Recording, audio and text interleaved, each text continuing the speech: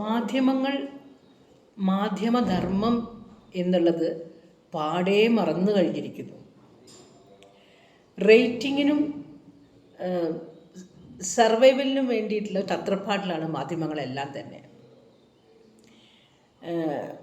പ്രത്യേകിച്ച് നിലപാടുകളൊന്നും ഇല്ലാത്ത മാധ്യമ പ്രവർത്തകരെയും നമുക്ക് കാണാൻ സാധിക്കുന്നുണ്ട്. ഈയിടെയായിട്ട് ഓരോ MLA പിന്നാലെയും ഓരോ മന്ത്രിയുടെ പിന്നാലെയും ഒക്കെ അവരുടെ യാത്രയ്ക്ക് എസ്കോർട്ട് ചെയ്യുന്ന പരിപാടിയാണ്. അപ്പോൾ ഒരു ധാരണ ഇരുകൂട്ടരും തമ്മിൽ ഒരു കൂട്ടുകെട്ടുണ്ട്. അവർക്ക് വേണ്ടി എഴുതാനും അങ്ങനെ ഈ ഇലക്ഷൻ സമയത്തൊക്കെ MLAക്ക് വേണ്ടിയിട്ട് പ്രവർത്തിക്കുക, PR വർക്ക് നടത്തുക, അതിന് വേണ്ടിയിട്ട് കുറച്ച് ജേർണലിസ്റ്റൊക്കെ ഇങ്ങനെ ഒരുമിച്ച് കൂടുന്ന ഒരു സമ്പ്രദായമൊക്കെ ഇപ്പോൾ ഉണ്ട്. അവർക്ക് വേണ്ടി എഴുതുക, മമതയ്ക്ക് വേണ്ടി എഴുതുക, മോദിക്ക് വേണ്ടി എഴുതുക, രാഹുൽ ഗാന്ധിക്ക് വേണ്ടി എഴുതുക. ആ PR വർക്കിന് ഇത്രയും കോടികളൊക്കെയാണ് അവർക്ക് കൊടുക്കുന്നത്. അതുകൊണ്ട് തന്നെ സത്യം എല്ലാം തന്നെ പെയ്ഡ് ന്യൂസായി മാറിയിട്ടുണ്ട്. ഇപ്പോൾ സത്യം എന്നത് പൊതുജനങ്ങളിൽ നിന്ന് വളരെ ദൂരെയായി മാറിയിരിക്കുകയാണ്. അതുകൊണ്ട് തന്നെ ഇപ്പോൾ ഈ സോഷ്യൽ മീഡിയ വന്നതുകൊണ്ടും യൂട്യൂബേഴ്സൊക്കെ ഉള്ളതുകൊണ്ടാണ് നമ്മൾ സത്യം എന്താണെന്ന് അറിയുന്നത്.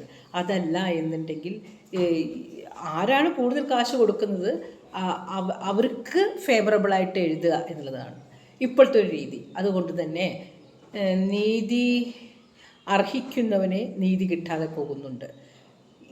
ഈ മാധ്യമങ്ങൾ ഇങ്ങനെ വെള്ളപൂശ PR വർക്ക് നടത്തുന്നതിനനുസരിച്ച് കോടതി പോലും മാനിപ്പുലേറ്റഡ് ആയിട്ട് മാറുന്നുണ്ട്. ജസ്റ്റിസ് വെഡിക്റ്റ് പാസ്സാക്കുന്നതിന് മുന്നേ തന്നെ ഇവരുടെ സ്റ്റാൻസസ് ഒക്കെ ഇങ്ങനെ ഇവർ ജനങ്ങളിൽ ഉണ്ടാക്കുന്ന ഇമ്പാക്റ്റ് അതൊക്കെ അനുസരിച്ചിട്ടൊക്കെ വെഡിക്റ്റ് പോലും ചിലപ്പോൾ അതിനനുസരിച്ച് മാറി മറിയുന്നതൊക്കെ കാണാം. അപ്പോൾ എന്തായാലും മാധ്യമങ്ങൾ വസ്തുനിഷ്ഠമായ കാര്യങ്ങൾ നമ്മുടെ മുന്നിലേക്ക് എത്തിക്കുന്നില്ല. അതേസമയം തന്നെ അവരെല്ലാം തന്നെ ഒരു ചങ്ങാത്ത മുതലാളിത്തമാണ് എല്ലാ ദിക്കിലും കാണുന്നത്. അപ്പോൾ ഒരാളെ അവർക്ക് ടാർഗറ്റ് ചെയ്യണമെന്നുണ്ടെങ്കിൽ അവർക്കെതിരെ ഇങ്ങനെ പറഞ്ഞുകൊണ്ടിരിക്കും. ഒരു പ്രതിയെ സാധാരണ രീതിയിൽ സോഫിസ്റ്റിക്കേറ്റഡ് സൊസൈറ്റിയിലൊക്കെ നമുക്ക് ഒരു വയലൻസൊക്കെ നമ്മൾ അധികം അങ്ങോട്ട് പൊതുസമൂഹത്തിലേക്ക് എത്തിക്കില്ല. അത് പിടിച്ചു, കൾപ്രിറ്റിനെ പിടിച്ചു, അവരെ ഹാജരാക്കി, പിന്നെ അതൊക്കെ ഇങ്ങനെ ഒരു ഫ്ലാഷ് ന്യൂസായിട്ട് മാറും. അതൊക്കെ മനുഷ്യ മനസ്സിനെ മാനിപ്പുലേറ്റ് ചെയ്യുകയും വളരെയധികം നെഗറ്റീവ് ഇമ്പാക്റ്റും ഇൻഫ്ലുവൻസൊക്കെ ഉണ്ടാക്കുന്ന സംഗതി ആയതുകൊണ്ട് തന്നെ വിദേശ രാഷ്ട്രങ്ങൾ വളരെ സോഫിസ്റ്റിക്കേറ്റഡ് സൊസൈറ്റിയിലൊക്കെ അത് സർക്കാരൊക്കെ കുറച്ചൊക്കെ ഇടപെട്ടുണ്ട്. അത്തരം ന്യൂസുകൾ ലെജിസ്ലേഷൻ ഉണ്ട്, അങ്ങനെ സ്റ്റാറ്റ്യൂട്ട് ഉണ്ട്. പക്ഷേ ഇവിടെ ഒരു കൾപ്രിറ്റ് നടന്നിട്ടുണ്ടെങ്കിൽ അത് അതേ കൾപ്രിറ്റിനെ പിടിച്ചു, ഇന്നായുധം കൊണ്ടാണ്, ഇതേ ടോയ്ലറ്റിൽ പോയി, അത് അങ്ങോട്ട് പോയി, അന്നത്തെ 2-3 ദിവസം വേറെ ഒരു വാർത്തയൊന്നും ഇല്ലാതെ ഇത് മാത്രമാക്കി നടത്തും. അപ്പോൾ അതിനിടയിൽ ജനങ്ങളെ ബാധിക്കുന്ന, ജനക്ഷേമത്തെ ബാധിക്കുന്ന, അല്ലെങ്കിൽ രാജ്യസുരക്ഷയെ ബാധിക്കുന്ന പല വാർത്തകളും അതിൻ്റെ ഇടയിൽ അങ്ങോട്ട് മുങ്ങിപ്പോവും. ഇനി ബോധപൂർവം അത് മുക്കാൻ വേണ്ടിയിട്ടുള്ള ശ്രമം തന്നെയാണ് നടത്തുന്നതെന്ന് തോന്നിപ്പോവും. വളരെ മോശമായിട്ട്, അല്ലെങ്കിൽ ഒരു 3-4 വാചകങ്ങളിൽ ചുരുക്കാവുന്നത്, പോട്ടെ 10 വാചകങ്ങളിൽ ചുരുക്കാവുന്നത് 24 hours ഇത് തന്നെ പറഞ്ഞിരുന്നിട്ടുണ്ടെങ്കിൽ ഇത്തരം വയലൻസൊക്കെ മനുഷ്യരുടെ ഇടയിൽ വല്ലാതെ, പ്രത്യേകിച്ച് കുട്ടികളുടെ ഇടയിൽ, അത് അവർക്ക് ഒരു അറിയാതെ തന്നെ അത് അവരുടെ രക്തത്തിൽ അലിഞ്ഞു ചേരുകയും ചെയ്യും. അതിനെക്കുറിച്ചൊന്നും ഒട്ടും തന്നെ ബോധവാന്മാരാവുന്നില്ല. അത് പോട്ടെ. ഇനി ഒരു പെണ്ണ് കേസാണ് എന്നുണ്ടെങ്കിൽ, ഒരു MLAക്കാണെങ്കിലും മന്ത്രിക്കാണെങ്കിലും മറ്റുള്ളവർക്കാണെങ്കിലും ഒക്കെ ഒരു പെണ്ണ് കേസ് അത്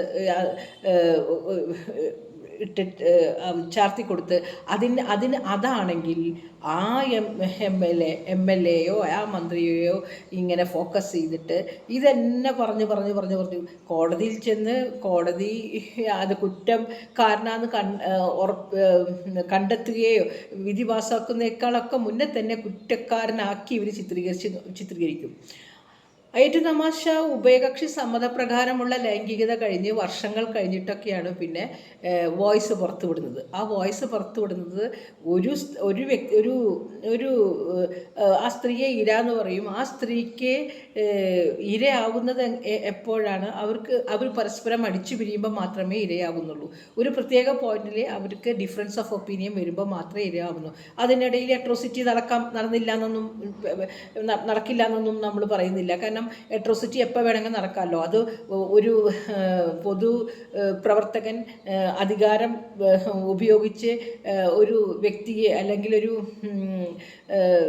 ഫീബിളായിട്ടുള്ള ഒരു വ്യക്തിയെ അവരെ മനിപ്പുലേറ്റ് ചെയ്യാനും അവരെ ഇൻറ്റിമിഡേറ്റ് ചെയ്യാനും ഒക്കെ ശ്രമിക്കുകയാണെങ്കിൽ അത് ഭരണഘടനാ വിരുദ്ധതയാണ്. ഖജനാവിലെ കാശെടുത്ത് പൊതുജനങ്ങൾ തിരഞ്ഞെടുത്ത ഒരു പൊതുപദവിയിൽ ഇരുന്നു കൊണ്ട് ചെയ്യുന്ന അത്തരം കാര്യങ്ങളൊന്നും നമുക്ക് അനുവദിച്ചു കൊടുക്കാൻ കഴിയുമില്ല. അത് ഭരണഘടനാ വിരുദ്ധതയാണ്. അപ്പോൾ അതൊക്കെ നമുക്ക് തിരുത്തപ്പെടേണ്ട സംഗതിയാണ്, പൊതുസമക്ഷം ചർച്ച ചെയ്യപ്പെടേണ്ടതുമാണ്. പ്രത്യേകിച്ച് നമ്മൾ ഇത്രയും സ്വാതന്ത്ര്യം കിട്ടിയിട്ട് 10-70 കൊല്ലം കഴിഞ്ഞിട്ടും നമ്മൾ ഇപ്പോഴും ഒരു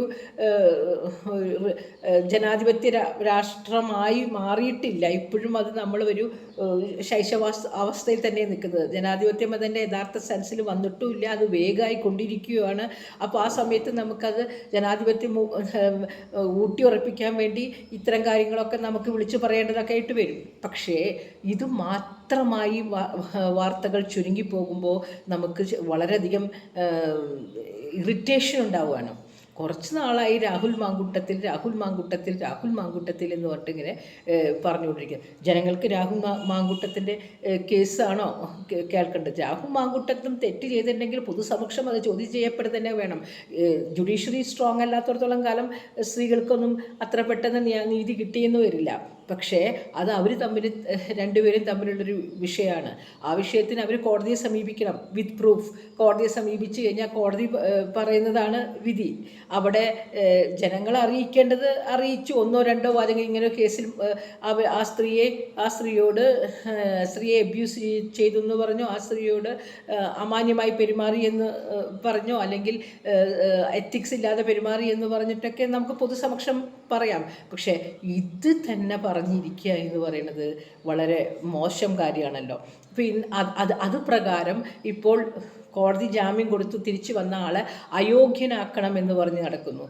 ആ അയോഗ്യനാക്കണമെങ്കിൽ പിന്നെ അസംബ്ലിയിൽ ആരെങ്കിലും ഉണ്ടോ യോഗ്യനായിട്ട്? അയാൾ അയോഗ്യനാക്കണമെങ്കിൽ പിന്നെ എല്ലാ MLA-മാരും അയോഗ്യന്മാരാണ്. ഇതിനു മുന്നേ ഉണ്ടായിരുന്ന ഇപ്പോൾ നിലവിൽ തന്നെ മുകേഷ്, ഗണേഷ്, അങ്ങനെ എത്ര ആൾക്കാരുണ്ട്? അവരൊന്നും അയോഗ്യരാക്കിയിട്ടില്ലല്ലോ. പിന്നെ ഈ ഒരു ആളെ മാത്രം അയോഗ്യനാക്കണമെന്ന് പറഞ്ഞ് വലിയ മുറവിളി കൂട്ടുന്നതിൻ്റെ അർത്ഥം എന്താ? നമ്മൾ ഒരു കാര്യത്തെ സമീപിക്കുമ്പോൾ അത് എല്ലാവരും നിയമത്തിന് മുന്നിൽ തുല്യരാണ്. ചിലർ കൂടുതൽ സമന്മാരൊന്നുമല്ല.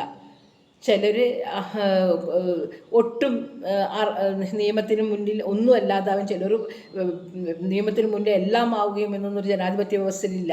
ജുഡീഷ്യറിയിലെ ഇൻഡിപെൻഡൻറ്റ് ഇമ്പാർഷ്യൽ ജുഡീഷ്യറി ആണ് നമ്മുടെ എല്ലാവർക്കും തുല്യനീതിയാണ് കൊടുക്കേണ്ടത്. ആ സമയത്ത് ഒരു MLA മാത്രം അയോഗ്യനാക്കുക, മറ്റേ MLA-മാർക്കും സമാനമായ തെറ്റുകൾ ചെയ്ത മറ്റേ MLA-മാർക്കൊന്നും അയോഗ്യതയില്ല എന്ന് പറയുന്നത് ശരിയല്ല. പിന്നെ ഇവരുടെയൊന്നും സ്ത്രീ വിഷയവും പെണ്ണ് കേസും മറ്റും കേൾക്കാനല്ല നമ്മളിരിക്കുന്നത്. അതൊന്നും ഒരു ക്ഷേമരാജ്യത്തിലേക്ക് ആണ് നമ്മുടെ ലക്ഷ്യം. ക്ഷേമരാജ്യമാണ് നമ്മുടെ ലക്ഷ്യം. ക്ഷേമരാജ്യത്തിൽ പൊതുജനങ്ങൾക്ക്, പൗരന്മാർക്ക് എത്ര കണ്ട് ക്ഷേമ പ്രവർത്തനങ്ങൾ നടത്താം, എത്ര കണ്ട് വെൽഫെയർ അവർക്ക് കിട്ടും, അല്ലെങ്കിൽ അത് കൂടുതൽ എത്ര കണ്ട് കാര്യക്ഷമമാക്കാം എന്നുള്ളതൊക്കെയാണ് ജനങ്ങളെ സംബന്ധിച്ചിടത്തോളം. ജനങ്ങളൊക്കെ വളരെയധികം പ്രശ്നത്തിലാണ്. ഓരോ കാര്യങ്ങളായിട്ട് ജീവിക്കാനും, അതേപോലെ ഓൾഡ് ഏജിലുള്ള ആൾക്കാരാണെങ്കിൽ അവരുടെ വാർദ്ധക്യം ഒട്ടും അന്തസ്സില്ലാത്തൊരു വാർദ്ധക്യ ജീവിതം ജീവിക്കേണ്ടി വരുന്നുണ്ട്. തൊഴിലില്ലായ്മയുണ്ട്. അതേപോലെ തന്നെ കുട്ടികളുടെ ജീവിതം. അതൊക്കെ എങ്ങനെ കൂടുതൽ മെച്ചപ്പെടുത്താം എന്നാണ് നമ്മൾ ചിന്തിക്കേണ്ടത്. രാഹുൽ മാങ്കൂട്ടത്തിൻ്റെ ലൈംഗിക ആരോപണമുണ്ടെങ്കിൽ അത് കോടതി തെളിയിക്കേണ്ടതും പോലീസും വേണ്ടത് എന്താ വെച്ചെങ്കിൽ നിയമ നടപടികൾ എടുക്കുകയും കോടതി അത് ശിക്ഷ കൊടുക്കുകയും ചെയ്യട്ടെ. പൊതുജനങ്ങളൊക്കെ അറിഞ്ഞു അദ്ദേഹം എന്താണ്, എത്രയൊക്കെ ഉണ്ട് ഇവരൊക്കെ എന്നുള്ളത് പൊതുജനം എല്ലാവരും അറിഞ്ഞു. എല്ലാവർക്കും മനസ്സിലായി ഇവർ പറയുന്ന ഭാഷ, ഇവർ എത്ര ഇല്ലാതെയാണ് സ്ത്രീകളോട് സംസാരിക്കുന്നത് എന്നൊക്കെ. ഈ തെറികളും ഒക്കെ പറയുമ്പോൾ നമ്മൾ മുകേഷ് പറയുന്ന പച്ചത്തെറി കേട്ടിട്ടുണ്ട്. മാങ്കൂട്ടത്തിൻ്റെ തെറി രാഹുൽ മാങ്കൂട്ടൻ തന്നെയാണ് പറയുന്നത് എന്നാണ് വിശ്വസിക്കുന്നത്. ആണോ എന്ന് എനിക്കറിയില്ല. അദ്ദേഹം പറയുന്നത് മുകേഷ് ഒരു കൊച്ചു കുട്ടിയോട് സംസാരിക്കണമെന്ന് നമ്മൾ കേട്ടിട്ടുണ്ട്. എത്ര കണ്ട് മോശമായിട്ടാണെന്ന് ഒരു ആരാധകൻ വിളിച്ചപ്പോൾ പറയുന്ന പച്ചത്തെറി നമ്മൾ കേട്ടിട്ടുണ്ട്. ഗണേഷ് പറയുന്ന കാര്യങ്ങൾ കേട്ടിട്ടുണ്ട്. അപ്പോൾ നമുക്ക് ഇതിനു മുന്നേയും എത്രയോ ആളുകൾ രാജ്മോഹൻ ഉണ്ണിത്താനോട് എതിരെ കേസ് വന്നിട്ടുണ്ട്, മുരളിക്ക് വന്നിട്ടുണ്ട്. ഇവരൊന്നും അയോഗ്യരാക്കി നമ്മൾ കണ്ടിട്ടില്ല. പിന്നെ സ്ത്രീ, ആ ഇരയാക്കപ്പെട്ട സ്ത്രീ എന്ന് പറയുന്ന അവർക്ക് അവരതിൻ്റെ പിന്നാലെ പോകണം. അവരതിൻ്റെ പിന്നാലെ പോയി കേസ് തെളിയിച്ച്, കോടതി ഉണ്ടല്ലോ അവിടെ, കോടതിക്ക് വീഴ്ച വരുന്നുണ്ടെങ്കിൽ മാധ്യമങ്ങൾ അതിൻ്റെ ഒപ്പം നിൽക്കേണ്ടതുണ്ട്. അല്ലാതെ ബയാസ്ഡായിട്ട് പ്രെജുഡിസ്ഡായിട്ട് അല്ല ഒരു കാര്യത്തെ സമീപിക്കേണ്ടത്. രാഹുൽ മാങ്കൂട്ടത്തെ ഞാൻ പിന്തുണയ്ക്കുകയല്ല, അതേപോലെ തന്നെ അദ്ദേഹത്തെ തള്ളിപ്പറയുകയല്ല. എന്നൊക്കെ സംബന്ധിച്ചിടത്തോളം എല്ലാവരും ഒരുപോലെയാണ്. എന്നെപ്പോലത്തെ ഒരു വ്യക്തിക്ക് വേണ്ടത് greatest happiness of the largest number ആണ്. എനിക്ക് ഈ അന്തസ്സായിട്ട് ജീവിക്കാനുള്ള സാഹചര്യം ഭരണകൂടം ഒരുക്കിത്തരണം. അതുപോലെ തന്നെയാണ് മറ്റോരോ പൗരന്മാരും ആഗ്രഹിക്കുന്നുണ്ടാവുക. അവർക്ക് അല്ലാതെ ഈ MLA-മാരുടെയും മന്ത്രിമാരുടെയും ഈ അധികാര വടംവലിയൊന്നും നമുക്ക് കാണേണ്ടതില്ല. നമുക്ക് വേണ്ടത് അപ്ഡേറ്റ് ചെയ്യേണ്ടത്, മാധ്യമപ്രവർത്തകർ അപ്ഡേറ്റ് ചെയ്യേണ്ടത് കൃത്യമായിട്ട് നമ്മുടെ ഖജനാവിലെ കാശ് എങ്ങനെയൊക്കെ പോകുന്നു, എത്ര കണ്ട് നമുക്ക് കിട്ടുന്നുണ്ട്, എത്ര കണ്ട് അത് സുരക്ഷയാണ്, എത്ര കണ്ട് ക്ഷേമപ്രവർത്തനങ്ങളും അതേപോലെ തന്നെ ഡെവലപ്മെൻറ്റ്സൊക്കെ ഇവിടെ നടക്കുന്നുണ്ട്. അതൊക്കെ നമ്മൾ കൃത്യമായിട്ട് അപ്ഡേറ്റ് ചെയ്യുകയാണ് അവരുടെ ഉത്തരവാദിത്തം. പിന്നെ അതുകൊണ്ട് തന്നെ ഇനി മാധ്യമങ്ങൾക്കൊന്നും കാര്യമായിട്ട് ആയുസ് ഉണ്ടാവാൻ സാധ്യതയില്ല എന്ന് തന്നെ തോന്നുന്നു. കാരണം ഇവിടെ ഓരോ വ്യക്തിയും മാധ്യമമായി മാറിക്കൊണ്ടിരിക്കുകയാണ്. എല്ലാവരും ഇപ്പോൾ സോഷ്യൽ മീഡിയ വന്നതിന് ശേഷം യൂട്യൂബേഴ്സൊക്കെ അവർ എങ്ങനെയെങ്കിലും കണ്ടൻറ്റ് തപ്പിപ്പിടിച്ച് പുറത്തേക്ക് സാധനങ്ങൾ കൊണ്ടുവരും.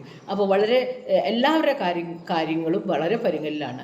അതുകൊണ്ട് തന്നെ അന്തസ്സായ മാധ്യമ പ്രവർത്തനം നടത്തുകയാണെങ്കിൽ കുറച്ചും കൂടി ആയുസ് ഉണ്ടാവും. അല്ലെങ്കിൽ ഏറെ വൈകാതെ തന്നെ ഓരോന്ന് ഷട്ട് ഡൗൺ ചെയ്തു പോവുകയും ചെയ്യും. പണ്ടൊക്കെ മാധ്യമപ്രവർത്തകരെ എന്ന് പറഞ്ഞാൽ അത്രയ്ക്കധികം ബഹുമാനമായിരുന്നു. ഒരു മാധ്യമപ്രവർത്തകനെ കണ്ട വിറച്ച് മുഖ്യമന്ത്രി അടക്കം നിൽക്കുമായിരുന്നു. ഇന്ന് ഒരു MP കേന്ദ്രമന്ത്രിയായ ഒരാൾ കൈ ചൂണ്ടി ഫോ എന്ന് പറയുന്നത് കേട്ടു. അപ്പോൾ അവരവരുടെ വില, ഈ പൈസ കൊടുത്താൽ ഒരു അങ്ങോട്ട് പറഞ്ഞയക്കുകയാണ്, പൈസ കിട്ടിയ അത്രയ്ക്കും തരം താഴ്ന്നു മാധ്യമപ്രവർത്തകർ. അതുകൊണ്ടാണ് അത്തരം രീതിയിലൊക്കെ ആളുകൾ പെരുമാറുന്നത്. കൃത്യമായ നിലപാടെടുത്ത് നിൽക്കുകയാണെങ്കിൽ ആരാ ബഹുമാനിക്കാതിരിക്കുക? അവരെ കാണുമ്പോൾ ഇപ്പോൾ ഒരു നവാബ് രാജേന്ദ്രൻ എന്ന് പറഞ്ഞിട്ടൊരു കക്ഷി ഉണ്ടായിരുന്നു. അദ്ദേഹത്തിന് എന്തൊരു ഭയമായിരുന്നു. അദ്ദേഹം സ്വതന്ത്രമായിട്ട് സാമൂഹിക വിമർശനം നടത്തിയിരുന്ന ആളാണ്. അദ്ദേഹത്തെ ബഹുമാനിക്കാത്തവരാരുമില്ല. അദ്ദേഹം പൈസ ഒന്നും ഉണ്ടാക്കിയിട്ടില്ല. ഇത് 10 ലക്ഷം 50 ലക്ഷം ശമ്പളം, പിന്നെ അവിടുന്ന് അവർക്ക് കൂട്ട് നിന്നിട്ടുണ്ടെങ്കിൽ, വെള്ളം പൂശാൻ കൂട്ട് നിന്നിട്ടുണ്ടെങ്കിൽ വേറെ കാശ്, അങ്ങനെ പറയുമ്പോൾ എന്തിൻ്റെയും ഈ അപജയം സംഭവിക്കുന്നുണ്ടോ അത് അതേ കാലം പോകില്ല, നേരത്തെ വരികയുള്ളൂ. അതിൻ്റെ അന്ത്യം ആവാറായി എന്നാണ് അതിൻ്റെ അർത്ഥം. മാധ്യമധർമ്മം പാലിച്ചാൽ സമൂഹത്തിനും അവരുടെ നിലനിൽപ്പിനും ഒക്കെ നല്ലതാണ്. നന്ദി.